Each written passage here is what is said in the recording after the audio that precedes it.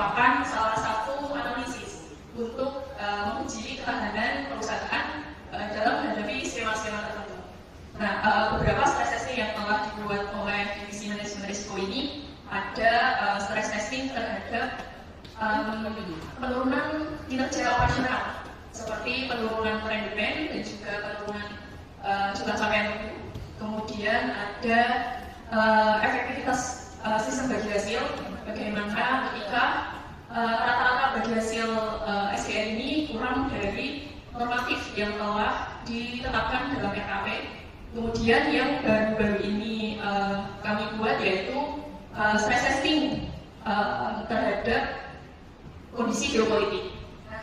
Seperti yang Bapak Ibu ketahui, kemarin juga saat jabatan sempat disinggung oleh Bapak Dirut mengenai dampak geopolitik ini. Jadi walaupun konfliknya ini jauh dari tempat kita di Indonesia, tapi ternyata sangat berdampak bagi Indonesia. Yang sudah jelas terlihat yaitu kenaikan harga plastik ya Bapak Ibu. Mungkin di luar sana juga mendengar bahwa harga plastik ini melonjak. Salah satu bahan yang digunakan dalam industri kita yaitu adalah plastik. Nah, mau tidak mau biaya nantinya juga akan naik. Selain itu ada BBM.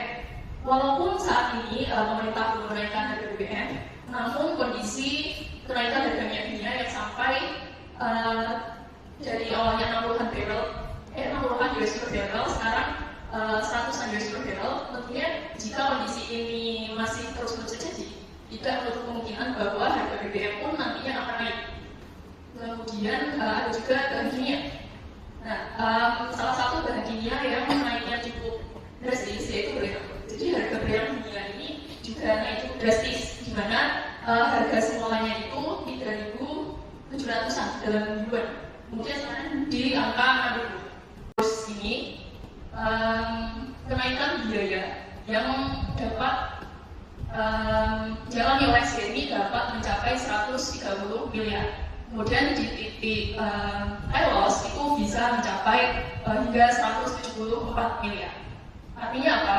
Walaupun ini masih kemungkinan yang akan terjadi, tapi hal ini tentunya harus disiapkan oleh kita. Jadi dari manajemen sudah menyiapkan yang namanya contingency plan.